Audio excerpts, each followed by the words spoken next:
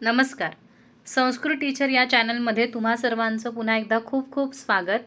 माझं नाव आहे सोनाली जाधव.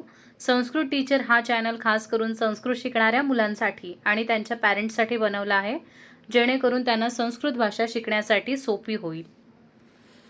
आज आपण स्पेशली घेणार आहोत इयत्ता 9वी. सब्जेक्ट आहे संस्कृत. बोर्ड आहे महाराष्ट्र आणि इयर आहे 2021-22. आजचा आपला जो टॉपिक असणार आहे तो आहे हाफ सेमिस्टर एक्झाम, ज्या आत्ताच रिसेंटली काही शाळांमध्ये झालेल्या आहेत आणि काही शाळांमध्ये आता होणार आहेत. तर हाफ सेमिस्टर म्हणजे 6 माहीचा जो पेपर असतो मुलांचा, तो 80 मार्कांचा येतो. 80 मार्क्सचा पेपर असतो आणि 3 तासात तो सोडवायचा असतो. आता प्रॉब्लेम असा आहे की 8वीमध्ये आपण 40 मार्काचे पेपर सोडवलेले असतात, 50 मार्कांचे पेपर सोडवलेले असतात. मुलांना 80 मार्काचे पेपर कसे सोडवायचे याची काहीही कल्पना नसते. आणि त्यात गेल्या वर्षी कोविडमुळे अनेक शाळा बंद होत्या. सगळे पेपर पॅटर्न बदलले होते. ऑनलाईन गुगल फॉर्मद्वारे एक्झाम झाल्या होत्या. त्यामुळे मुलांना लेखी पेपर लिहिण्याची सवय नव्हती किंवा 50 मार्काचे पेपर लिहायची सवय होती, पण 80 मार्काचे पेपर लिहायची सवय अजिबात नव्हती. तर त्या सर्व मुलांसाठी ही पहिलीच वेळ आहे की ते 80 मार्काचा पेपर म्हणजेच 80 मार्क्सचा पेपर सोडवणार आहेत. पेपर हा 3 तासात आरामात कंप्लीट होतो, कारण संस्कृतमध्ये आपल्याला इतर भाषांसारखं म्हणजे इंग्लिश, हिंदी किंवा मराठी इतर भाषांसारखं जास्त लिहायचं नसतं. संस्कृत हा खास स्कोरिंग सब्जेक्टसाठी आपण त्याला का सिलेक्ट करतो, कारण कमीत कमी लिहून जास्तीत जास्त मार्क आपल्याला संस्कृत या सब्जेक्टमध्ये मिळवता येतात. त्याच्यामुळे 3 तासात आरामात तुम्ही एक्स्ट्रा जरी प्रश्न सोडवलेत तरी 3 तासात आरामात संस्कृतचा पेपर सोडवून होतो. ओके. आता ही व्हिडिओ खास त्याच्यासाठीच बनवली आहे की how to solve question paper, प्रश्नपत्रिका कशी सोडवायची याच्याबद्दलचा हा व्हिडिओ आहे. या व्हिडिओचे किमान 3-4 भाग होतील, कारण पूर्ण पेपर आपल्याला सोडवायचा आहे. पूर्ण पेपर सोडवण्यासाठी जर तुम्हाला 3 तास लागत आहेत तर हा पेपर मी तुम्हाला एक्सप्लेन करते, तर बट ऑब्व्हियसली मला तिथे 4 किंवा 5 तास लागणार, कारण प्रत्येक प्रश्न मी तुम्हाला एक्सप्लेन करणार आहे. त्याच्यामुळे या व्हिडिओचे भरपूर पार्ट्स बनतील. एक क्वेश्चन पेपर सोडवायलाच आपले किमान 6 ते 7 पार्ट्स होतील. पण तुम्ही ही व्हिडिओ जी आहे, हा पूर्ण क्वेश्चन पेपर तुम्ही नीट बघा. मी कसं सांगते, कसं सोडवायचा, त्याच्यासाठी काय आपल्याला कुठला टॉपिक प्रिपेअर करायचा आहे, कशा प्रकारचं ग्रामर तुम्हाला बघा. पुस्तकात जेव्हा ग्रामर येतं तेव्हा ते सलग ग्रामर येतं धड्यांमधून किंवा एखादा ग्रामरचा टॉपिक, पण परीक्षेमध्ये ते ग्रामर कसं विचारलं जातं हे सुद्धा तितकंच महत्त्वाचं आहे. त्यामुळे प्रश्नपत्रिका कशी सोडवायची हे प्रत्येक मुलाला कळलं पाहिजे, आणि त्यासाठी माझा हा छोटासा प्रयत्न. आय होप तुम्ही नक्की एन्जॉय कराल आणि या व्हिडिओचा तुम्हाला नक्की खूप खूप फायदा होईल. तर वेळ न घालवता आपण व्हिडिओ सुरू करूया. Question number 1. माझ्याकडे भरपूर म्हणजे माझे जे स्टुडंट्स आहेत ज्यांना मी ऑनलाईन ट्युशन मध्ये शिकवते, तर त्यांचे क्वेश्चन पेपर माझ्याकडे काही आहेत, तर त्यांचाच वापर मी इथे केला आहे. म्हणजे हे झालेले पेपर आहेत शाळांमध्ये आणि त्यांचाच वापर मी हा व्हिडिओ बनवायला करते. शाळेचं नाव मी इथे व्यक्त करत नाही आहे. फक्त जो क्वेश्चन पेपर आहे तो तुमच्याबरोबर मी शेअर करते आणि तो कसा सोडवायचा ते तुम्ही बघा. ठीक आहे. सो पार्ट 1 हा आहे. आपण सुरुवात करतोय. आता वरती तुम्हाला नेहमी सूचना दिलेल्या असतात. सूचना नीट वाचायच्या. सूचना काय दिलेल्या आहेत तर सर्वासु कृतीषु वाक्यानां पुनर्लेखनम आवश्यकम.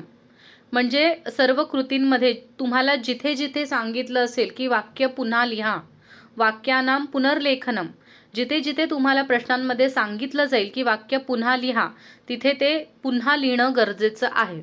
फक्त उत्तर लिहून तिथे चालणार नाही. दुसरा मुद्दा, यथासूचनम आकलनकृतयः व्याकरणकृतयः आरेखितव्याः. जिथे तुम्हाला सूचना दिलेली आहे की तुम्हाला आखायचं आहे, व्याकरणकृती, जालरेखाचित्र, जिथे आखणं, ड्रॉ करणं गरजेचं आहे तिथे तुम्हाला ड्रॉ करायचं आहे. आकृती, पुढचं आकृतीनाम आलेखनम मसीलेखन्या कर्तव्यम. म्हणजे मसीलेखन्या म्हणजेच काय, पेनाने तुम्हाला ज्या काही आकृत्या काढायच्या आहेत त्या पेनानेच काढायच्या आहेत. मसीलेखन्या म्हणजे शाईच्या पेनाने, म्हणजे नॉर्मल आपला बॉल पेन किंवा जेल पेन तुम्ही जे काही यूज करता आकृत्या त्याच्या त्यानेच काढायच्या आहेत, पेन्सिलने काढायच्या नाही आहेत. म्हणजे जे काही तुम्ही जालरेखाचित्र वगैरे जे बॉक्सेस वगैरे बनवतात ते. ठीक आहे. आता पहिला जो विभाग आहे तो आहे प्रथमः विभागः सुगम संस्कृतम. आणि हा विभाग नेहमी 8 मार्कांसाठी असतो. आणि हा अतिशय प्रथम विभाग हा अतिशय सोपा असतो. आणि तुम्ही 80 मार्क्सचा पेपर सोडवताय, त्याच्यापैकी 8 मार्क्स हे खूप जास्त मार्क्स आहेत. 8 मार्क्स तुम्हाला फक्त सोपं संस्कृत येतं. मग त्याच्यामध्ये तुम्ही नेहमी प्रयत्न करा की ह्या 8 पैकी 8 मार्क तुम्हाला मिळालेच पाहिजेत. याच्यामध्ये काहीच चुकीचं करू नका. हा टॉपिक खूप छान पद्धतीने करा की ज्याच्यामुळे तुम्हाला 8 पैकी 8 मार्कच मिळतील. आता याच्यामध्ये काय काय विचारलं जातं, तर प्रश्न पहिला हा विचारला जातो, चित्रम दृष्ट्वा नामानी लिखत. चित्रम दृष्ट्वा म्हणजेच काय, चित्र पाहून, त्वांतव्ये दृष्ट्वा, नामानी लिखत, नावं लिहा, ऑर्डर दिलेली आहे, लोट लकार, चित्र पाहून नावं लिहा. आणि बाजूला तुम्हाला ब्रॅकेटमध्ये तुम्हाला इथे दिसतंय, काय दिसतंय की पंचतः चतुरः. तर 5 पैकी तुम्हाला 5 चित्र दिलेले आहे, त्याच्यापैकी कुठलीही 4 चित्र तुम्हाला लिहायची आहे. एका चित्राला 1 मार्क, 4 चित्रांना 4 मार्क्स. ठीक आहे. तर इथे तुम्हाला ही चित्र येतात कुठून, तर तुमचं पेज नंबर 1, 2, 3 याच्यावर चित्रपद कोश आहे, बरोबर. तर चित्रपद कोशमधूनच ही तुम्हाला चित्र येतात. काही शाळांमध्ये स्पेसिफिकली सांगितलं जातं की तुम्हाला फक्त पेज नंबर 1चीच चित्र येणार. काही शाळांमध्ये सांगितलं जातं की तुम्हाला फक्त वृत्तयः म्हणजे पेज नंबर 2वरची चित्र येतील. काही शाळांमध्ये सांगितलं जातं की फक्त क्रियाः म्हणजे पेज नंबर 3वरची चित्र येतील. तर स्पेसिफिक सांगितलं असेल तर तुम्ही तेवढंच पान करा. पण ज्या शाळांमध्ये किंवा ज्या शिक्षकांनी तुम्हाला सूचना दिलेल्या नाही आहेत, तर त्यांनी ती 3ही पानं म्हणजेच page number 1, page number 2, page number 3 हे तिन्ही खूप चांगल्या पद्धतीने करायचं आहे. यामध्ये तुमचं काना, मात्रा, वेलांटी, उकार, हलंत, विसर्ग काहीच चुकता कामा नये.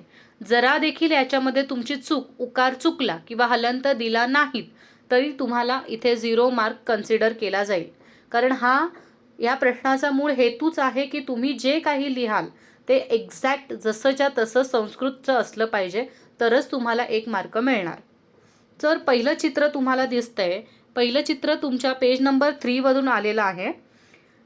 5वं चित्र आहे त्याच्यामध्ये ते. आणि हा शेतकरी आहे, तो शेती करतोय, तर ही क्रिया आहे. तर याचं जे उत्तर आहे ते आहे कृषती.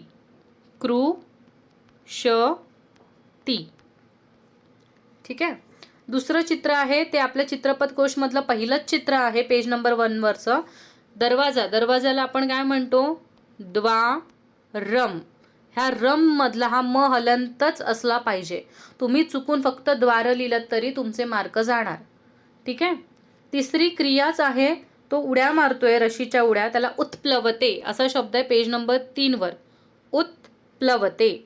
आता इथे जोडाक्षरं बघा, इथे 3 जोडाक्षरं आलेली आहेत. तर मुलं गडबडीमध्ये 2च जोडाक्षरं देतात, तसं नाही. उत्प्लवते म्हणजे त अर्धा, प अर्धा आणि ल पूर्ण, उत्प्लवते.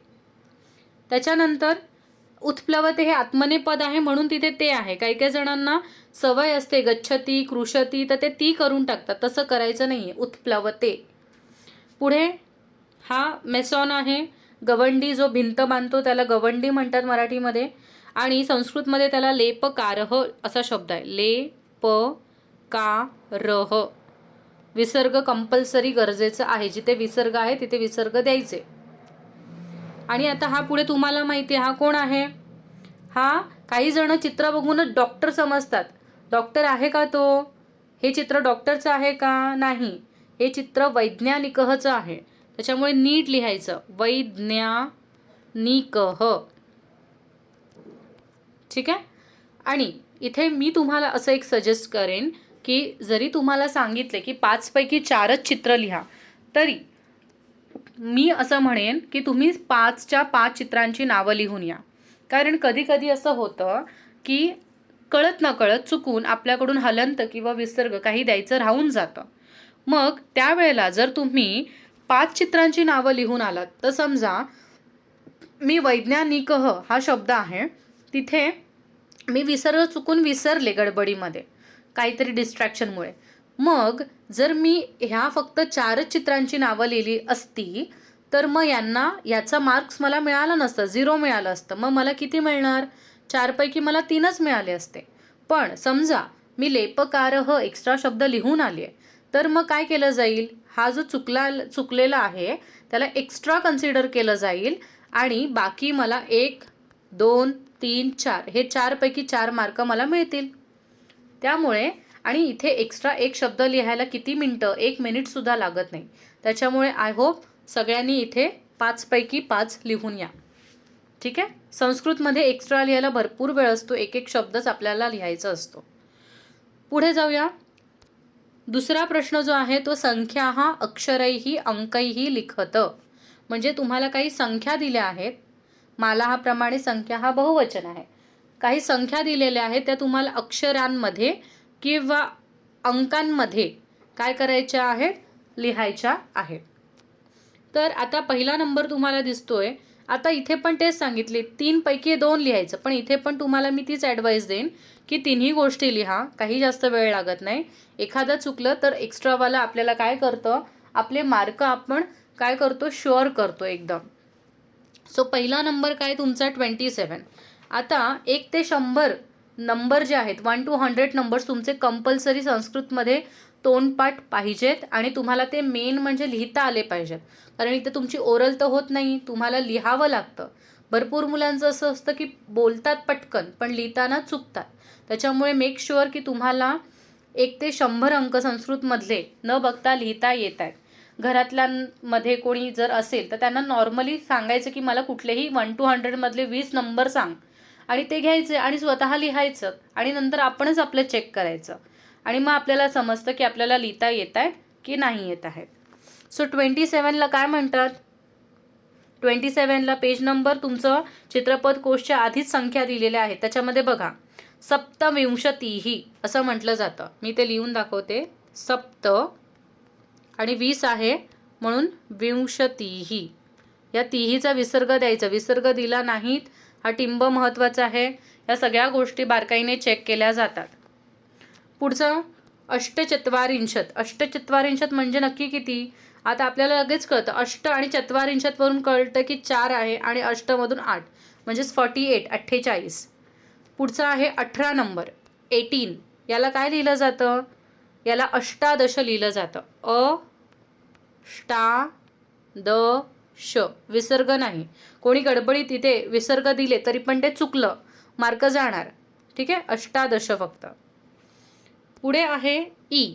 इथे तुमचे 2 मार्क्स होतात. वरती 4 हे 2 6 झाले. टोटल 8 मार्क आहेत आणि हे उरलेले 2 8. तिसरा प्रश्न हा नेहमी तुम्हाला माहिती आहे टायमिंगचा असतो. आता टायमिंगचे म्हणजे वेगवेगळ्या पद्धतीने तुम्हाला प्रश्न विचारले जाऊ शकतात. कधी कधी तुम्हाला टायमिंग्स देतात आणि त्याचं अक्षरात लिहायला सांगतात. कधी कधी अक्षरात लिहिलेलं असतं तुम्हाला नंबर्समध्ये लिहायला देतात किंवा कधी कधी तुम्हाला मॅच द कॉलम म्हणजे जोड्या लावा. स्तंभमेलनम याचा अर्थ होतो जोड्या लावा. तर असं सुद्धा देतात. आता पहिलाच नंबर बघूया आपण. सार्ध चतुर्वादनम. सार्ध बघितल्या आपल्याला कळायला पाहिजे की सार्ध म्हणजे 30 मिनिट्स. कुठे आहेत 30 मिनिट्स? इथे. त्याच्यामुळे सार्ध चतुर्वादनम इथे झालं. पुढे आहे सपाद. सपाद बघितल्या तुम्हाला कळलं पाहिजे 8वीतच झालंय. 15 मिनिट्स. 15 मिनिट्स कुठे आहे? आणि पुढे एकवादनम. मग आपल्याला लगेच कळतं की सपाद एकवादनम म्हणजे 1:15. राहिलं काय? हे इरेज करते. राहिलं काय? दशाधिक अष्टवादनम आणि पादोन त्रिवादनम. आता तुम्ही जर उरलेले फक्त बघाल तर उरलेला हा नंबर बाकी आणि हा नंबर बाकी आहे. आता तुम्हाला एवढं कळतंय की दशाधिक म्हणजे 10 आणि अधिक म्हणजे 10 एक्स्ट्रा झाले. 10 मिनटं अधिक झालेत म्हणजेच काय 8 वाजून 10 मिनटं. आणि पादोन म्हणजे तुम्हाला माहिती आहे पादोन आपण 8वीत शिकलेलो. पादोन म्हणजे 45 मिनिट्स. 45 मिनिट्सला आपण काय करतो? एक डिजिट कमी लिहितो म्हणजे 245 लिहिणार. पण अक्षरात लिहिताना पादोन त्रिवादनम लिहावं लागतं 2:15. ठीक आहे. सो अशा प्रकारे आपण इथे मॅच द कॉलम करणार आहोत. आणि लहान मुलांसारख्या जोड्या लावायच्या नाही. अशा कसं लिहिणार तुम्ही? हा जो आहे अ ग्रुप लिहायचा, आ नाही लिहायचा. तिथे डायरेक्टली उत्तराणी. उत्तरं लिहिताय की नाही तुम्ही? मग तिथे लिहायचं उत्तराणी. 1 मिनटं. हा गट लिहायचा, हा लिहायचा नाही. आणि उत्तराणी, वनम वने वनानी सारखं उत्तराणी होतं अनेक वचन. आणि तुमची जी उत्तरं आहेत ते इथे लिहून टाकायचं. अशा प्रकारे तुमचं इथे 8 मार्क्स जे आहेत, प्रथम विभाग सुगम संस्कृत 8 मार्क्स, हे कुठेही घालवायचे नाही आहेत. एवढं झालं. पुढे चालू होतो द्वितीय विभाग. द्वितीय विभाग जो असतो तुमचा तो टोटल 20 मार्क्ससाठी असतो. तर 20 मार्क्समध्ये काय काय येतं ते आपण बघूया. 7 मार्काला तुम्हाला काय येतो, पॅसेज येतो. पहिला सीन पॅसेज असतो हा, म्हणजे तुमचे जे धडे सांगितलेले आहेत, पाठ सांगितलेत. आता काही काही शाळांमध्ये पोर्शन झालेलं नाही आहे बऱ्यापैकी, तर त्यांनी काही धडे डायरेक्टली ओमिट करून टाकले आहेत. तर जसे तुमचे चॅप्टर्स आहेत त्यानुसारच तुम्हाला पॅसेज येईल. आता जो हा पॅसेज आहे तो बघूया. पहिला क्वेश्चन वाचूया. भरपूर मुलांचा असा प्रॉब्लेम आहे की त्यांना क्वेश्चन काही समजतच नाही संस्कृतमधले, तर ते महत्त्वाचं आहे. प्रश्न समजला नाही तर उत्तर कसं लिहिणार तुम्ही? ओके. सो प्रश्न असा आहे, गद्यांशम पठित्वा, पठित्वा त्वांतव्ये म्हणजेच काय, गद्यांश वाचून निर्दिष्टाः कृती कुरुत, निर्दिष्ट, निर्दिष्ट म्हणजे खाली दिलेल्या कृती करा, ऑर्डर दिले, कुरुत. गद्यांश वाचून, गद्यांश वाचून म्हणजे पॅसेज वाचून खाली दिलेल्या कृती करा. पॅसेज एकदा वाचायचा. कितीही तुम्ही कॉन्फिडेंट असाल की हा मला तर माहिती आहे स्टोरी काय आहे, तरी सुद्धा परीक्षेत पॅसेज नीट वाचायचाच. ठीक आहे. सो दिग्विजयानंतरम रघुः विश्वजित नाम्नी यज्ञे अशेषम धनम दानरूपेण अयच्छत. दिग्विजयानंतर रघु विश्वजित नावाच्या यज्ञामध्ये उरलेलं धन दानरूपाने देतो. रिक्तहस्तं रघुं दृष्ट्वा कौत्सः निवृत्तः. रिकाम्या हात असलेल्या रघुराजाला पाहून कौत्स तिथून निघून जातो. रघुः तं आहूय, रघुम त्याला बोलावतो आणि रघु त्याला बोलावून आगमनस्य प्रयोजनम अपृच्छत, येण्याचं कारण विचारतो. तदा कौत्सः अवदत, तेव्हा कौत्स म्हणतो, रघो, हे रघुराजा, अहम गुरुदक्षिणार्थम 14 कोटी सुवर्णमुद्राः गुरवे दातुम इच्छामी. मला म्हणजे मी गुरुदक्षिणा देण्यासाठी 14 कोटी सुवर्णमुद्रा, 14 कोटी सुवर्णमुद्रा गुरुला देण्याची इच्छा व्यक्त करतो. किंतु भवान पूर्वमेव सर्वस्व दानम अकरोत. किंतु म्हणजेच परंतु, भवान म्हणजे तुम्ही, तर मी येण्याआधीच सर्वस्व दान केलेलं आहे. अतः अहम अन्यत्र गच्छामी, त्यामुळे मी दुसरीकडे जातो. रघु अवदत, रघु म्हणाला, हे कौत्स तिष्ठ, हे कौत्सा थांब. मम यज्ञशालायां विश्रामम कुरु, म्हणजे माझ्या यज्ञशाळेमध्ये आराम कर. अहम निश्चयेन तव सहाय्यम करोमि, मी निश्चितच तुझी मदत करेन, सहाय्य करेन.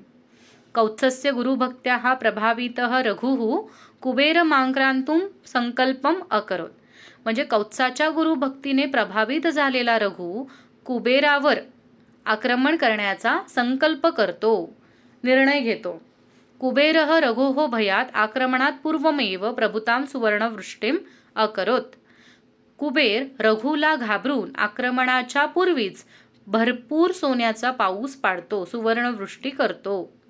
तद्दृष्ट्वा, ते पाहून, संतुष्टः रघुः, संतुष्ट झालेला रघुराजा कौत्सम आहूय, कौत्साला बोलवून सर्वं सुवर्णम तस्मै दातुम ऐच्छत, सर्व सुवर्ण त्याला देण्याची इच्छा करतो. किंतु परंतु निस्पृह कौत्स अवदत, पण निस्वार्थी जो कौत्स असतो तो म्हणतो, हो राजन, हो राजन, अरे राजा, अहम केवलम गुरुदक्षिणार्थम, मी फक्त गुरुला दक्षिणा देण्यासाठी 14 कोटी सुवर्णमुद्राः अभिलषामी, 14 कोटी सुवर्णमुद्रा अभिलषामी, अभिलषामी म्हणजे मी त्यांची इच्छा व्यक्त करतो. न वांछामी अधिकम, मला अधिक काहीच नको. न वांछामी म्हणजे अधिकची इच्छा नाही, वांछामी म्हणजे इच्छा, मला अधिकची इच्छा नाही. सो असा आपला पॅसेज आहे. आय होप तुम्हाला अर्थ पण कळला असेल, पटकन मी सांगितलेला आहे. सो पहिला प्रश्न त्याच्यावरून विचारलेला आहे, अवबोधनम. अवबोधनम याचा अर्थ आहे की तुम्ही जे काही आता वाचलंय त्याचा तुम्हाला किती बोध झाला, किती कळलं, त्याच्यावरून तुम्हाला प्रश्न दिले जातात. इथे पण 4 प्रश्न असतात, जसं की क, ख, ग, घ. ओके, त्या 4 प्रश्नांपैकी कुठलेही 3 तुम्हाला करायचे असतात. 3 मार्क्स दिलेले असतात. ठीक आहे, पण 4ही प्रश्न सोपे असतात. तुम्ही 4ही करा, काहीही प्रॉब्लेम नाही. एक एक्स्ट्रा करून ठेवा. पहिला प्रश्न आहे, वाक्यम पुनर्लिखित्वा. बघा, सांगितले त्यांनी पुनर्लिखित्वा. पुनर्लिखित्वा जिथे जिथे सांगितलं जातं तिथे जो प्रश्न असतो तो पुन्हा लिहायचा आणि मगच त्याचं उत्तर लिहायचं. तर त्यांनी सांगितले वाक्य पुनर्लिखित्वा, वाक्य पुन्हा लिहून त्वांत अव्यय सत्य असत्य इति लिखत. वाक्य पहिलं लिहा पूर्ण आणि त्याच्यानंतर ते सत्य आहे की असत्य ते सुद्धा लिहा. वाक्य वाचूया. रघुः राजसूय नाम्नी यज्ञे अशेषम धनम दानरूपेण अयच्छत. रघुराजाने राजसूय नावाच्या यज्ञात अशेषम म्हणजे उरलेलं धन दानरूपाने दिलं. त्याने राजसूय नावाचा यज्ञ केला होता का? हां, कुठला यज्ञ केला होता त्याने? वरती वाचूया आपण. त्याने विश्वजित यज्ञ केला होता. राजसूय नव्हता केला, म्हणजे ते स्टेटमेंट फॉल्स आहे, असत्य. बरोबर. मग हे वाक्य जसंच्या तसं लिहायचं. हे लिहायची गरज नाही हां, क वगैरे. फक्त क्वेश्चन नंबर 1 अवबोधनम, फक्त क टाकायचं. हे वाक्य लिहायचं. हे वाक्य लिहून झाल्यावर तुमचं जे उत्तर आहे की असत्यम ते लिहायचं. असत्यम. म लिहायचा, हलंत करायचा आणि फुल स्टॉप, उभा दंड. टिंब द्यायचा नाही. ठीक आहे, हलंत म लिहायचा. पुढे ख प्रश्न, उचितम कारणम चित्वा वाक्यम पुनर्लिखत. इथे पण वाक्यम पुनर्लिखत सांगितलेलं आहे. ख प्रश्न लिहायचा आणि हा प्रश्न पुन्हा लिहायचा. आता त्यांनी काय सांगितलंय की योग्य कारण तुम्ही चित्वा म्हणजे निवडा, निवडून त्वांतव्य, योग्य कारण निवडून वाक्य पुन्हा लिहा. सो वाक्य काय आहे बघा. रघुम दृष्ट्वा कौत्सः निवृत्तः. रघुला पाहून, दृष्ट्वा म्हणजे पाहून, कौत्स निवृत्तः निघाला. यतः, यतःचा अर्थ होतो कारण, म्हणजेच बिकॉज. का निघाला? बिकॉज, कारण. रघुः 2 ऑप्शन दिलेले आहेत. रघुः रिक्तहस्तमास्थित म्हणजे रघु रिक्तहस्त म्हणजे रिकाम्या हाताचा होता म्हणून, की रघुः क्रुद्ध आसीत की रघु रागवलेला म्हणून. आता रघु रागवलेला तर नव्हताच, तर इथे काय आहे? रिक्तहस्त, तो रिकामा झाला होता. आणि आपण हे वरती वाचलं. हे बघा, रिक्तहस्तम दृष्ट्वा रघुम कौत्सः निवृत्तः. ठीक आहे. सो तुम्हाला उत्तर इथे दिलेलंच आहे. तुम्हाला स्वतःचं काहीच तिथे लिहायचं नाही आहे मनाने. तुम्हाला फक्त प्रश्न हा पुन्हा लिहायचा, यतः, आणि हे जे आहे उत्तर ते ह्या फिल इन द ब्लँक्सच्या इथे लिहायचं आणि खाली कंपल्सरी अंडरलाईन करायचे. पेनानेच करा चालेल, पण पट्टीचा वापर करा, जरा छान दिसतं. ठीक आहे. पुढचा प्रश्न, कह कम वदती, कोण कोणास म्हणाले. आता इथे मुलं भरपूर चुकतात. खूप सोपा प्रश्न आहे आणि मी तुम्हाला आधी पण तो एक्सप्लेन केलेला आहे. कह कम वदती याच्यामध्ये कह म्हणजेच कोण, म्हणजे कोण कोणास म्हणाले. आता जो बोलणारा असतो म्हणजे जो स्पीकर असतो बोलणारा, ठीक आहे, तो नेहमी प्रथमा विभक्तीमध्ये असतो. कुठल्या विभक्तीमध्ये? प्रथमा.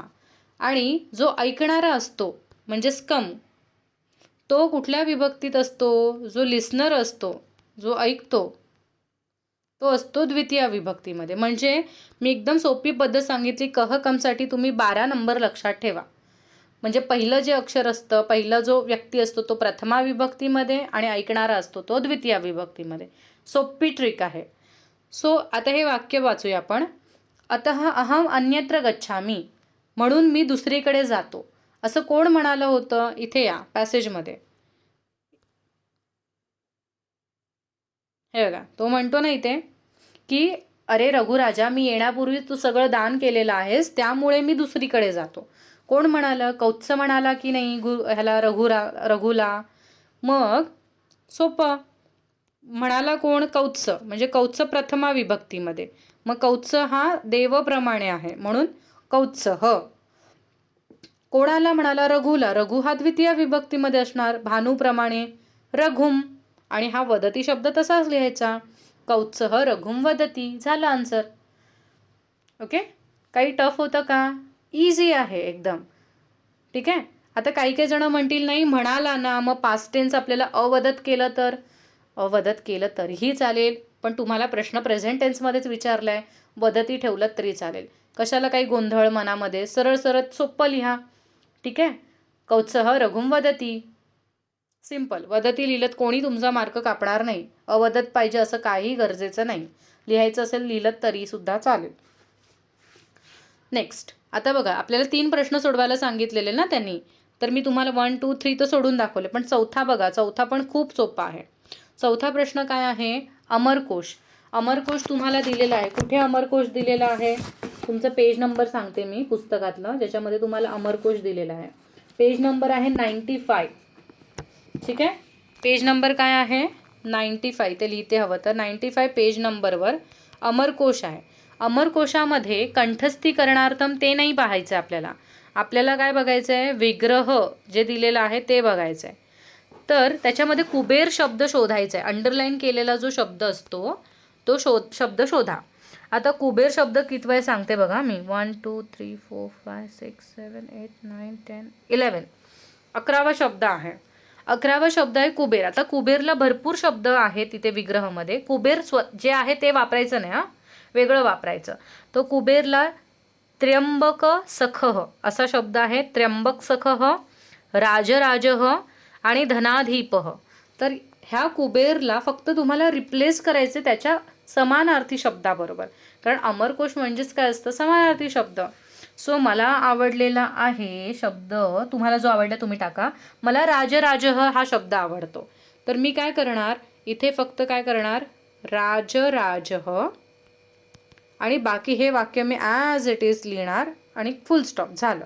कंपल्सरी मला वाक्य लिहायचंच आहे. कारण यांनी लिहिलं आहे की अमरकोशातला शब्द योजयित्वा. योजयित्वा म्हणजे वापरून वाक्य पुन्हा लिहा. जर मी वाक्य पुन्हा लिहिलं नाही, मी फक्त राजराजः लिहून आली तर मला मार्क मिळणार नाही. ठीक आहे. सत्य असत्य आहे, मी फक्त तेवढंच लिहून आली, मला मार्क मिळणार नाही. जिथे त्यांनी सांगितलं की वाक्य पुन्हा लिहायचं आहे तिथे तुम्हाला वाक्य कंपल्सरी पुन्हा लिहायचीच आहेत. ठीक आहे. सो अशा प्रकारे आपला अवबोधनम हा प्रश्न क्लिअर झालेला आहे. आता दुसरा जो प्रश्न आहे तो काय आहे? शब्दज्ञानम. शब्दज्ञानममध्ये तुम्हाला थोडं बेसिक ते चेक करतात ग्रामर, की तुम्हाला थोडंफार इझीवालं ग्रामर येतं आहे का शोधता वगैरे ते. आता ह्याच्यामध्ये पण तुम्हाला 3 दिलेले असतात, क, ख, ग. त्याच्यापैकी तुम्हाला कुठलेही 2 करायचे आहेत. पण आय होप, मला असं वाटतं की 3ही करा, काही प्रॉब्लेम नाही. कारण सोपंच असतं. कसं सोपं ते बघूया. पहिला प्रश्न विचारला आहे गद्यांशात. गद्यांशात याचा अर्थ गद्यांशातूनच, पॅसेजमधूनच तुम्हाला काय करायचं? द्वे म्हणजे 2 हेत्वर्थक तुमंत अव्यय. तुमंत अव्यय शोधायचे आहेत. आता मी तुम्हाला सांगितले तुमंत म्हणजेच काय? ज्याच्या एंडिंगला तुम तुम तुम असं साऊंड असेल. खादितुम, पातुम, स्नातुम या प्रकारे. आता आपण त्याच्या पॅसेजमध्ये जाऊया आणि तुम तुम शोधूया. बघूया कोण पहिलं शोधतंय.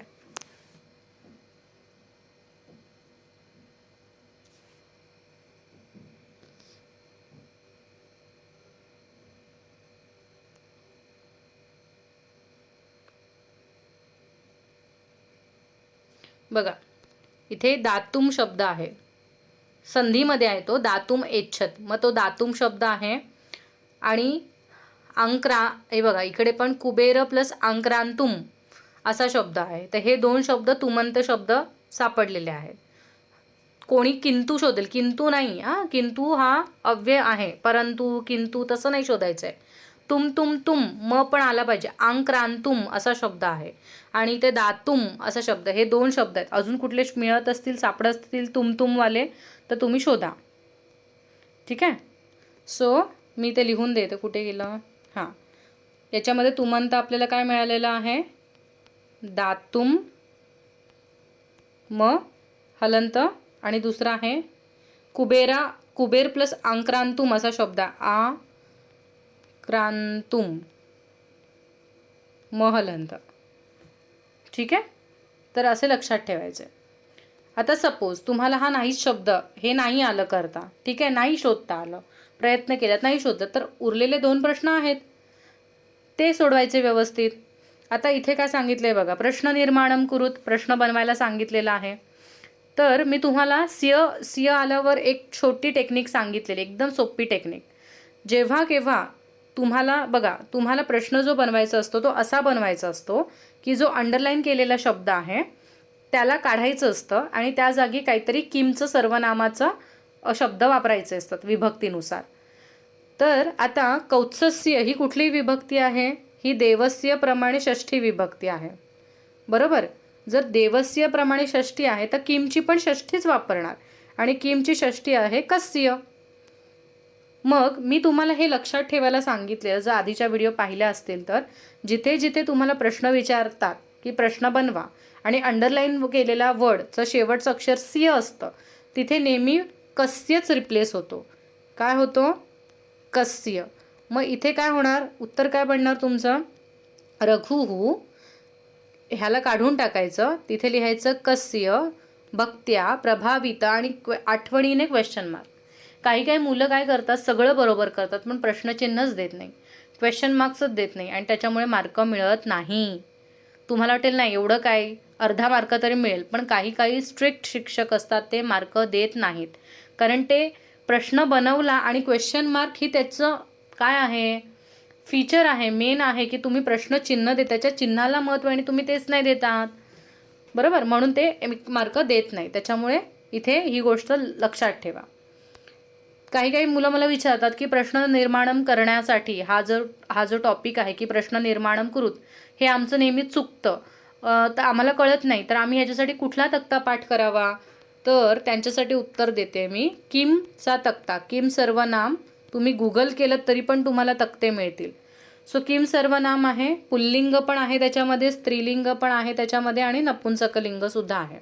आणि याच्यावर माझे व्हिडिओ पण आहे ऑलरेडी. किम सर्वनाम तुम्ही व्हिडिओ शोधताना नेहमी प्लेलिस्टचा वापर करा. प्लेलिस्टचा वापर केल्याने ते खूप सोपं पडतं. संस्कृत तक्ते करून एक फोल्डर आहे, त्याच्यामध्ये तुम्हाला हे व्हिडिओ मिळेल किम सर्वनाम, आणि तुम्हाला प्रश्न कसे बनवायचे ते मी त्याच्यामध्ये एक्सप्लेन केलेलं आहे. ठीक आहे. पुढे आहे पुढचा प्रश्न, संधी विग्रह. म्हणजे संधी तुम्हाला विग्रह म्हणजे ब्रेक करायचे, तोडायची आहे. तुम्हाला शब्द दिलाय पूर्वमेव. आता संधी कशा करायच्या? संधीचे भरपूर नियम आहेत. ठीक आहे. मग एवढे नियम पाठ करायचे, तर त्याच्यापेक्षा मी मुलांना एक सोपी गोष्ट सांगते की तुमच्या प्रत्येक मुलाकडे, आता असं अजिबात मी बोलणार नाही की कोणाकडे गाईड नाही आहे किंवा मित्रांकडे त्यांच्या डायजेस्ट नाही आहेत. तर सिम्पल, जर तुमच्याकडे गाईड आहे किंवा कुठलंही स्टडी मटेरियल तुम्ही वापरतात, तर त्याच्यामधल्या ज्या संधी आहेत त्या नेहमी वाचा. कारण संधी या अशा आहेत की ते शब्द जोडलेले तुम्हाला ब्रेक करायचे असतात, ब्रेक झालेले तुम्हाला जोडायचे असतात, त्याच्यामधले नियम आहेत. पण संधी तुमचं इझिली जर तुम्ही त्याला रीड जरी केलं, जसं जसं तुम्हाला वेळ मिळतो, फक्त टाईमपास म्हणून जरी तुम्ही संधी वाचायची सवय ठेवलीत, तरी आपोआप तुम्हाला ते कळेल की ते ब्रेक कसे होतात ते. तर ही सोपी ट्रिक आहे. आणि जर तुम्हाला व्यवस्थित सिस्टमॅटिक पद्धतीनेच जायचं आहे तर संधींचे नियम पाठ करा. ओके. यूट्यूबवर माझं अजून संधीचा टॉपिक शिकवून झालेला नाही, पण इतर भरपूर यूट्यूबर्स आहेत ज्यांनी संधी शिकवल्यात, त्यांच्या व्हिडिओज बघा इन डिटेल. तर तुम्हाला जर नियमांनुसारच जायचं आहे, तुम्हाला डिटेल जायचं तर तुम्ही डिटेल जा. अदरवाईज मी तुम्हाला एक सोपी पद्धत सांगितली की तुमच्या धड्यांच्या व्यतिरिक्त तर तुम्हाला संधी विचारल्या जात नाही. तुमच्या धड्यांमधल्या कवितांमधल्या संधी विचारतात, मग त्या तुमच्या डायजेस्टमध्ये दिलेल्या असतात, त्या फक्त घ्यायच्या आणि वाचायच्या. हवं तर लिहून बघा, ॲडव्हान्स तुम्हाला अभ्यास करायचा आहे, लिहून बघा, आणि असं तुमचा संधीचा प्रॉब्लेम सॉल्व्ह होतो विदाऊट नियम जरी. ठीक आहे. फक्त बेसिक नियम तुम्हाला माहीत असले पाहिजेत. संधी हा असा टॉपिक आहे, जेवढा डीप जाल तेवढा तुम्ही तो डीप घेऊन जाऊ शकता, असं आहे. सो आता इथे शब्द आहे पूर्वमेव. पूर्वमेवची संधी आहे पूर्वम म हलंत प्लस एव. ठीक आहे. मग हा याच्यामध्ये संधी कशी होते? याच्यामध्ये संधी होते, हा जो म असतो हलंत म, त्याच्यामध्ये ए ॲड होतो आणि तो मे होतो, म्हणून तो पूर्वमेव होतो. ठीक आहे. आता आय होप तुमचं एवढं क्लिअर झालं आहे. पुढे तिसरा प्रश्न असतो, अजून आपला पहिला पॅसेजच चालू आहे. तिसरा प्रश्न असतो पृथक्करणम. पृथक्करणममध्ये तुम्हाला वेगळं करा किंवा व्यवस्थित मांडा, या प्रकारचं काही ना काही विचारलं जातं. सो क्रमेण योजयत. क्रमेण योजयत याचा अर्थ काय लावायचं आहे? क्रमाने लावा. क्रमेण तृतीय विभक्ती, क्रमाने लावा. काही काही जण मला प्रश्न विचारतात की पृथक्करणम म्हणजे काय? तर पृथक्करणम याचा अर्थ होतो वेगळं करा. पण आता हा प्रश्न तसा आहे का वेगळं करा? नाही. मग ह्याच्यामध्ये व्हरायटी म्हणजे वेगवेगळे प्रश्न विचारले जातात. हा फक्त त्यांचं टायटल असतं, कळलं का? तुम्हाला जेव्हा प्रश्नपत्रिकेचं स्वरूप देतात त्यावेळेला तुम्हाला असं देतात अवबोधनम, त्याच्यानंतर शब्दज्ञानम. मग मुलं त्याच्यावर असाच प्रश्न विचारतात की अवबोधनम म्हणजे नक्की काय? अवबोधनम हा एक टायटल झाला. त्या टायटलच्या खाली तुम्हाला 4 प्रकारचे वेगळे प्रश्न विचारले जातात. शब्दज्ञानम हा एक टायटल झाला, त्याच्या खाली तुम्हाला 3 प्रकारचे वेगळे प्रश्न विचारतात. आणि तसंच आहे की पृथक्करणम हे एक टायटल झालं, पण त्याच्या खाली तुम्हाला कुठलेही प्रश्न विचारले जाऊ शकतात. जालरेखाचित्र पण येऊ शकतं. आता तुम्हाला इथे सिक्वेन्स लावायला सांगितलंय. आता बघा, तुम्हाला ही स्टोरी माहिती आहे, धन्यौतौ दातृ याचकौ. तर त्याच्या स्टोरीचं तुम्हाला क्रम लावायला इथे सांगितलं. आपण पहिलं वाक्य वाचूया. रघोः कुबेर आक्रमणस्य संकल्पः. म्हणजे रघु कुबेरावर आक्रमण करण्याचा निश्चय करतो. हे पहिलं वाक्य दिले. कौत्सस्य रघुं प्रतिगमनम. कौत्स रघुजवळ जातो. हे दुसरं वाक्य दिले. रघुः सर्वं सुवर्णं दातुमिच्छत. रघु सर्व सोनं देण्याची इच्छा करतो. आणि कुबेरेण कृता सुवर्णवृष्टी. कुबेर सोन्याचा पाऊस पाडतो. आता तुम्हाला ॲटलिस्ट याचा अर्थ समजला पाहिजे. नाहीतर तुम्ही त्याचा सिक्वेन्स लावणार कसा? मग तुम्हाला पॅसेजमधून शोधून हे सगळं लावावं लागेल. तर सगळ्यात पहिलं काय करतात, काय होतं सांगा याच्यामधलं? तुम्ही स्वतः पण ट्राय करा. सगळ्यात आधी हे होतं, कौत्स रघुकडे जातो. ठीक आहे. त्यानंतर रघु राजा काय करतो? डिसिजन घेतो की तो कुबेरावर आक्रमण करेल. पण त्याला घाबरून कुबेरच काय करतो? सुवर्णवृष्टी करतो, सोन्याचा पाऊस पाडतो. आणि सोन्याचा पाऊस पाडल्यावर जो रघुराजा असतो तो त्याचं सगळं सोनं कौत्साला द्यायला तयार होतो. तर हा सिक्वेन्स आहे. आता तुम्ही म्हणाल की आम्ही फक्त नंबर लिहून येतो 2 1 4 3. नाही, असं नाही चालणार. तुम्हाला पुन्हा हा प्रश्न लिहायचा नाही. फक्त क्वेश्चन नंबर 3 क्रमेण योजत लिहायचं असेल तर लिहा, नाही लिहिलं तरी चालतं. आणि डायरेक्टली तुम्ही नंबर सेट बनवा 1 2 3 4. आणि त्याच्यावर दुसरं जे वाक्य आहे ते पहिलं आलं पाहिजे. ठीक आहे. म्हणजे कधी कधी मुलं बघा असं आपण आपला नंबर बनायचा 1 2 3 4. आता तुम्हाला माहिती आहे ना की हे वाक्य पहिलं आहे, मग हे वाक्य हा नंबर लिहायचा नाही, फक्त वाक्य लिहायचं कौत्सस्य रघुं प्रतिगमनम. त्याच्यानंतर काय केलं, पहिलं वाल्या वाक्य तो पहिला नंबर नाही घ्यायचा, रघोः कुबेर आक्रमणस्य संकल्पम तो लिहायचा. त्याच्यानंतर तिसरं कुठलं आहे की त्याने सुवर्णवृष्टी केली, चौथं, मग तो चौथा नंबर नाही लिहायचा, त्याचं वाक्यच लिहायचं. आणि शेवटी काय सगळं दान केलं, मग तो नंबर इकडे. असं तुम्ही तुमचा 1 2 3 4 बनवायचा. ठीक आहे. त्यांचे नंबर वापरायचे नाही. आणि अशा प्रकारे याच्यामध्ये पण हे बघून लिहायचं आहे सगळं काम. त्याच्यामुळे नीट बघून लिहा. काही काही जण बघून सुद्धा चुकीचं लिहितात, विसर्ग देत नाही, उकार वेलांटी चुकवतात. तसं करू नका. आणि आता आहे हा तुमचा बघा, हा 7 मार्काचा पॅसेज इथे संपलेला आहे. किती झालेला आहे वेळ? ऑलरेडी 38. पुढचा पॅसेज घेऊया आपण. व्हिडिओ ॲक्च्युली खूप लेंदी होणार आहे, त्याच्यामुळे एक काम करूया, आपण दुसरा पॅसेज संपूया आणि मग आपण स्टॉप करूया. ठीक आहे. म्हणजे आपला गद्य विभाग तरी थोडा कंप्लीट होईल.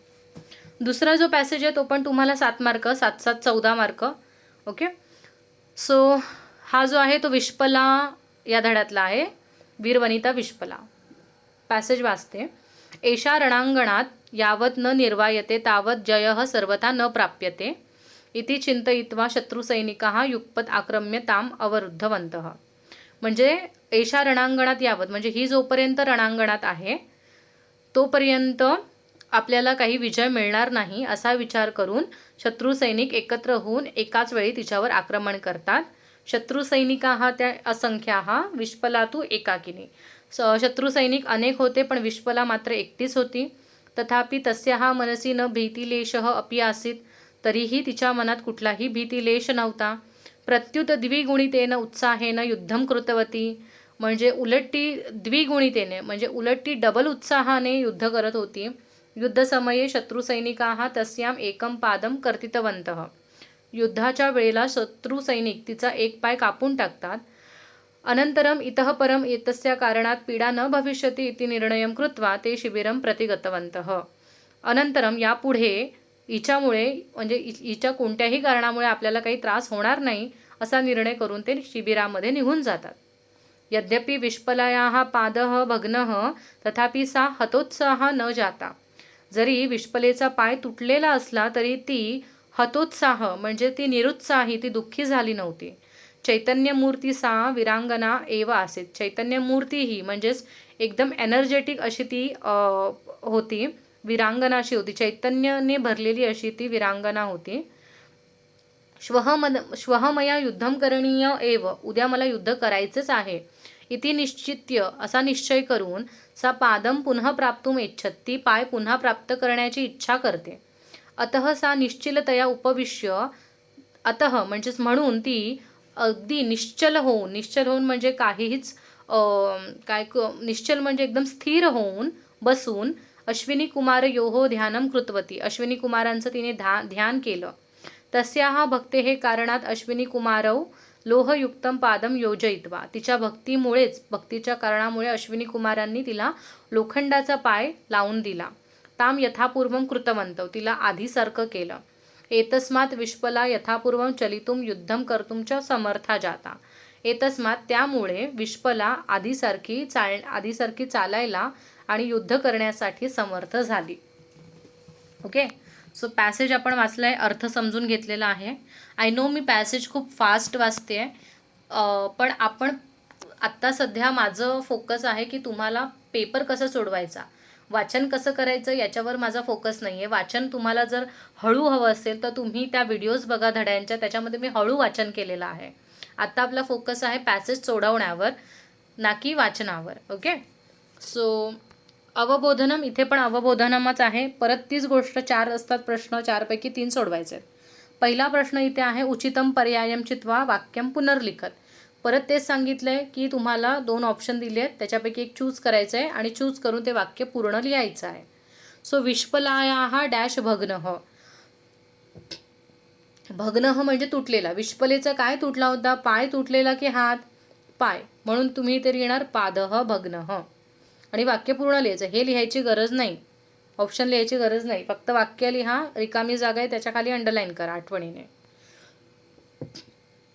विष्पला डॅश ध्यानम कृतवती, विष्पला कोणाचं ध्यान करते, सूर्याचं करते की अश्विनी कुमारांचं. अश्विनी कुमार, आत्ताच आपण वाचलं, अश्विनी कुमार योहो. पुढे ख प्रश्न आहे पूर्ण वाक्यनं उत्तरम लिखत, म्हणजेच काय, एका वाक्यात उत्तर लिहायचं आहे. अश्विनी कुमारौ कीदृशम पादम योजयित्वा विष्पलाम यथापूर्वम कृतवन्तौ. आता तुम्हाला हे नाही येते समजा एका वाक्यात, तर तुम्ही नका लिहू, कारण तुम्हाला 4 पैकी 3च लिहायचे आहेत. ठीक आहे, पण मी याचं उत्तर सांगते.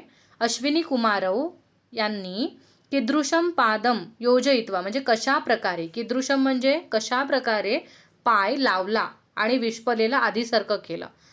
तर इथे बघा त्यांनी लिहिले अश्विनी कुमारौ लोहयुक्तम पादम योजयित्वा यथापूर्वम कृतवन्तौ.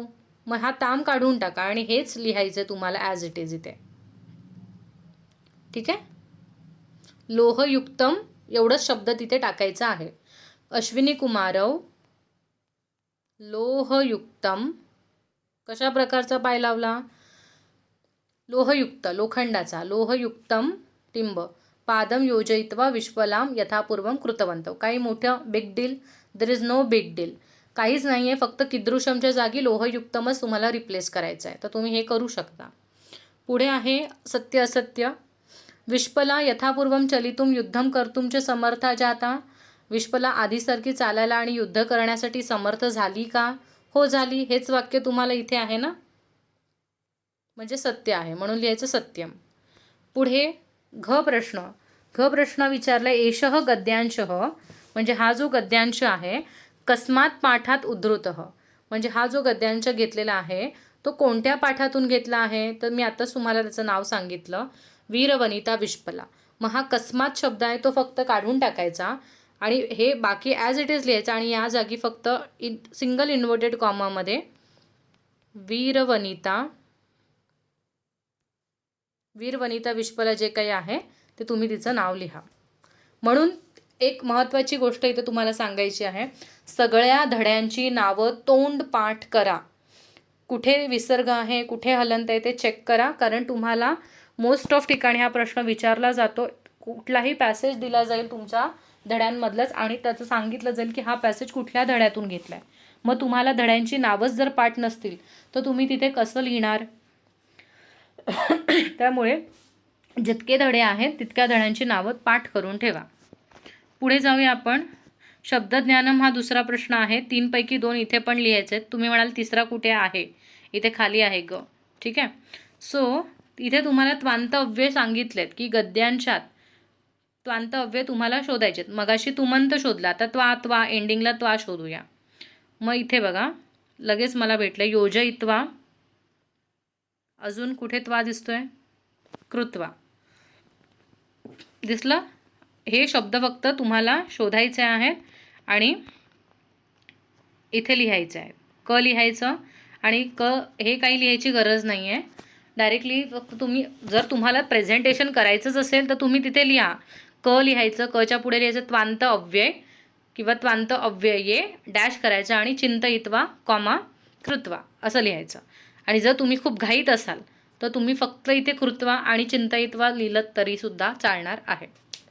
पुढे त्याने विचारले लकारम लिखत. लकारम म्हणजेच कुठल्या टेन्समध्ये आहे ते लिहायचं आहे तुम्हाला. सो तुम्हाला अंडरलाईन केलेला शब्द आहे आसित. आसित हे पास्ट टेन्स आहे, तुम्हाला माहिती आहे. अस्ति आपण प्रेझेंट टेन्समध्ये म्हणतो आणि अस्तिचं पास्ट टेन्सच होतं आसित. त्याच्यामुळे हे पास्ट टेन्स आहे. पण इथे भूतकाल असं लिहायचं नाही. इथे असं थांबा 1 मिनटं. लंग लकार, लंग लकारह आणि फुल स्टॉप एवढं लिहायचं. तुम्ही बोलाल की वाक्य लिहायची गरज आहे का? वाक्य लिहायची काही गरज नाही. ख लिहा आणि हवं तर आसित शब्द लिहा, त्याला डॅश करा आणि पुढे त्याच्या लंग लकारह असं लिहा किंवा फक्त ख आणि लंग लकारह लिहिलं तरी पण इनफ आहे. पुढे ग प्रश्न. तुम्हाला काय सांगितलेलं त्यांनी? 2 सोडवा. 2 तर सोडवलेत आपण, पण तिसरा पण किती सोपा आहे बघा. त्याच्यामुळे तिसरा पण तुम्ही सोडू शकता. शत्रू सैनिकाहा. आता शत्रू सैनिकाहा एंडिंगला काहा आहे, मग इथे पण काय येणार? असंख्याहा. आणि पुढे विष्पला ही कशी होती? एकाकिनी एकटी, म्हणून विष्पला एकाकिने. इथे आ लिहायची, हा भग्न एक्स्ट्रा लिहिलेला आहे त्यांनी आपल्याला कन्फ्यूज करायला. आ लिहायची गरज नसते. अ लिहिलं की इथे लिहायचं उत्तर आणि शत्रू सैनिका लिहायचं, त्याच्या पुढे त्याचं उत्तर असंख्या. विष्पला लिहायचं, त्याच्या पुढे एकाकिने. That's it. क्लिअर. पुढे आहे पृथक्करणम. बघा मी मगाशीच तुम्हाला सांगितलं, गेल्या वर्षात जो पॅसेज होता त्याच्यामध्ये पृथक्करणममध्ये आपल्याला हे आलेलं क्रम लावायला. आता काय आलेलं तुम्हाला? मंजुषा जालरेखाचित्र आलं आहे. आता इथे काय सांगितलं आहे? मंजुषामध्ये मंजुषा म्हणजे ब्रॅकेट. तर मंजुषामध्ये विष्पलेला योग्य विशेषणांनी जी वापरलेली आहेत, योग्य विशेषण म्हणजे तिचे कॅरेक्टर्स दाखवणारे शब्द ते तुम्हाला लिहायचे. आता बघा, ती समर्था होती, बरोबर. ती चैतन्यमूर्ती होती, ती विरांगनासुद्धा होती. आणि ती चकित झाली होती का? नाही झालेली. ती दुःखी होती का? नाही. अवरुद्धा म्हणजेच काय? सगळ्यांनी तिला थांबवलेलं असं. तर हे जे 4 गोष्टी आहेत त्या विष्पलेच्या आहेत. आता तुम्हाला हे जालरेखाचित्र जेव्हा येतं तेव्हा तुम्हाला हे सगळं ड्रॉ करावं लागतं. सो तुम्हाला ते पेनानेच ड्रॉ करायचे. काही काही शाळांमध्ये जर सांगितलं की पेन्सिलने केलं तर चालेल तर ठीक आहे, पण मोस्ट ऑफ ठिकाणी शाळेत पेनानेच ड्रॉ करायला सांगितलं आहे. सो पेनाने आणि पट्टीचा वापर करून बॉक्स बनवायचे. बॉक्समध्ये हे लिहायचं. फक्त अशीच उत्तरं लिहून येऊ नका, मार्क मिळणार नाहीत. जालरेखाचित्र बनवावंच लागतं तुम्हाला. सो आपण आता भरपूर अभ्यास केलेला आहे आणि आपण ब्रेक घेऊया थोडा इथे. याच्या पुढचे प्रश्न पुढच्या व्हिडिओमध्ये येतील. So thank you so much. हा माझा मेल ID आहे rajaramsonali1994@gmail.com. तुम्हाला काही क्वेरीज असतील, काही डाऊट्स असतील तर तुम्ही मला मेल करू शकता. ओके. आणि एक महत्त्वाची सूचना, मी ऑनलाईन ट्युशन्ससुद्धा घेते. ऑनलाईन ट्युशनसाठी तुम्हाला काही इन्क्वायरी करायची असेल तरी तुम्ही मेलचाच वापर करा. मला मेल करा तुमचं नाव, की तुमचं नाव आणि स्टुडंट कितव्या स्टँडर्डमध्ये आहे, कितवीत आहे आणि तुम्हाला स्पेशली कशासाठी क्लास लावायचा आहे. काही मुलांचं असं असतं की त्यांना फक्त ग्रामर लावायचं आहे. काही मुलांचं आहे की 8वीचं बेसिक ग्रामर लावायचं आहे. काही जणांचं की 9वी-10वीचंच ग्रामर लावायचं आहे, बेसिक क्लिअर आहे. आणि काही मुलांना रेग्युलर जी बॅच असते, म्हणजे आपले रेग्युलर मंथली कसे क्लासेस चालू असतात, तर रेग्युलर बॅच लावायचे आहे. तसं तुम्ही ते मेन्शन करा मेलमध्ये आणि त्याच्यानुसार आपण पुढे बोलू शकतो. आणि सगळ्यात महत्त्वाची सूचना, क्लास त्यांनीच लावा ज्यांना खरंच क्लासची गरज आहे. व्हिडिओमधून सुद्धा खूप गोष्टी शिकण्यासारख्या असतात. जेवढी मेहनत मी यूट्यूबवर व्हिडिओ बनवताना घेते, तेवढ्याच मी मेहनतीने ऑनलाईनमध्ये पण शिकवते. दोन्हीकडे माझं शिकवणं सेम असतं. फरक फक्त ऑनलाईनचा एवढाच येतो की ऑनलाईनमध्ये तुम्हाला डायरेक्टली कम्युनिकेट करता येतं माझ्याबरोबर, किंवा तुम्ही कुठे चुकताय, कुठे नाही चुकत हे मला कळतं, कारण मी तुम्हाला शिकवत असते. तर त्या गोष्टीवर मला कळतं की तुम्हाला ते कुठल्या वेगळ्या पद्धतीने सांगता येईल. कारण प्रत्येक मुलं वेगळं असतं, त्याची कपॅसिटी वेगळी असते. तर तो एक पर्सनल टच असतो, त्याचा फायदा फक्त आपल्याला पर्सनल ट्युशनमध्ये येतो. पण पैशांचा काही प्रॉब्लेम असेल किंवा इतर कुठल्या गोष्टी असतील, किंवा मुलं खूप स्वतःहूनच हुशार असतील, व्हिडिओमधून अभ्यास करणारी पण खूप मुलं आहेत. त्यांचे पॅरेंट्ससुद्धा मला बोलतात की तुमच्या व्हिडिओमधूनच अभ्यास केला आहे. मला खरंच खूप प्राऊड आहे त्या सर्व मुलांचा, ज्या मुलांनी स्वतः मेहनत घेऊन व्हिडिओ बघून नोट्स काढून बेसिक त्यांचं क्लिअर केलेलं आहे. आणि खूप चांगली गोष्ट आहे. त्याच्यामुळे जर तुम्हाला व्हिडिओमधून जमतंय तर तुम्ही नक्की व्हिडिओचा अभ्यास करा आणि स्वतः सेल्फ स्टडी करा. आणि ज्यांना खरंच वाटतं की नाही आम्हाला गरज आहे, आमचं बेसिक कच्चं आहे, किंवा ऑनलाईनमुळे काही प्रॉब्लेम आले आहेत त्याच्यामुळे तुमचं बेसिक झालं नाही आहे, शाळेत तुम्ही गेला नाही आहेत, 1 वर्ष शाळा स्किप झाली, तर असेही मेजर प्रॉब्लेम आहेत. तर त्या परिस्थितीत मुलं नाही करू शकत व्हिडिओमधून, त्यांना कळतच नाही, तर अशा मुलांनी क्लास लावावा. आणि कारण त्यांना पुढे 9वी-10वीसाठी ती गोष्ट खूप उपयोगाला येईल. आणि त्याचप्रमाणे जे संस्कृत लवर आहेत, जे संस्कृत प्रेमी आहेत, त्यांना असं वाटतं की आम्हाला संस्कृत शिकायचं आहे, किंवा जे कोणी MA करतायत किंवा कुठला सर्टिफिकेट कोर्स वगैरे करतात आणि त्यांना काही मदत लागत असेल, तर त्यांनीसुद्धा मला इन्क्वायरी केली तरी चालेल. मला जर वेळ असेल तर मी तुम्हाला नक्कीच मार्गदर्शनापेक्षा मदत मी नक्कीच तुम्हाला करेन. जर तुम्हाला व्हिडिओ आवडत असेल तर आठवणीने व्हिडिओला लाईक करायला विसरू नका, चॅनलला सबस्क्राईब करा. आणि सगळ्यात महत्त्वाची गोष्ट, ही खूप महत्त्वाच्या व्हिडिओ आहेत, ह्या ज्या एक्झामच्या व्हिडिओ आहेत, तर त्या जास्तीत जास्त तुमच्या मित्रमैत्रिणींबरोबर शेअर करा, तुमचे व्हॉट्सअप ग्रुप असतील त्यांच्याबरोबर शेअर करा, जेणेकरून या गोष्टीचा सगळ्यांनाच खूप खूप फायदा होईल. Okay, so sharing is caring. आणि खूप खूप धन्यवाद, थँक्यू सो मच. तुमच्या सगळ्यांमुळे आपले 40,000 सबस्क्रायबर झालेले आहेत. आणि मला कधीही वाटलं नव्हतं आणि अजूनही वाटत नाही की एवढं काही मी अचीव करेन लाईफमध्ये. एक छोटी सुरुवात होती, मनात कुठलीच भावना नव्हती की म्हणजे यूट्यूब म्हणजे माझ्यासाठी असं होतं की ठीक आहे, कोविडमध्ये फ्री वेळ आहे आणि आपण त्याच्यामध्ये काहीतरी करूया सोसायटीसाठी, किंवा मला नेहमी वाटायचं की काहीतरी करूया, आपण संस्कृत शिकतोय, सगळ्यांना कसं शिकवता येईल, हा एक छोटासा प्रयत्न होता. आणि त्याच्यामधूनच एक टाईमपास म्हणून मी ती गोष्ट चालू केलेली आणि तुम्हाला ती इतकी आवडली. आणि या प्लॅटफॉर्मवर येऊनच मला कळलं की संस्कृत किती मुलं वेगवेगळ्या म्हणजे ठिकाणाहून संस्कृत शिकतात. पूर्ण महाराष्ट्रामध्ये वेगवेगळ्या ठिकाणाहून संस्कृत हा विषय एवढ्या मोठ्या संख्येमध्ये शिकला जातो याची मला खरंच कल्पना नव्हती ज्यावेळेला मी व्हिडिओ चालू केला. पण तुमच्या कॉमेंट्समुळे, तुमच्या प्रेमामुळे मला ही गोष्ट समजली आणि आय फील सो लकी. मी खूप स्वतःला धन्य समजते की तुम्ही माझ्यासोबत आहात आणि माझं काम तुम्हाला आवडतं. आणि सगळ्यात महत्त्वाची परमेश्वराची कृपा या सगळ्या गोष्टीवर आहे. त्यामुळे आज आपण इथपर्यंत पोहोचलेलो आहोत. सो खूप खूप मनापासून धन्यवाद. असेच सोबत राहा आणि तुमचे काही डाऊट्स असतील, मी परिपूर्ण म्हणजे मी खूप प्रयत्न करेन की तुम्हाला तुमचे डाऊट्स आणि तुमची मदत मला करता येईल. वेळेअभावी कधी-कधी होत नाही माझ्याकडून व्हिडिओज, पण जसं मला वेळ मिळतो मी तसं नक्कीच व्हिडिओ बनवण्यासाठी रेडी असते. So thank you so much. आणि भेटूया नवीन व्हिडिओसोबत. तोपर्यंत धन्यवाद. काही डाऊट्स असतील तर तुम्ही नक्की कॉमेंट सेक्शनमध्ये कळवा किंवा मला मेल करा. मेल थ्रू आपण अजून जास्त कॉन्टॅक्ट करू शकतो. खूप खूप धन्यवाद.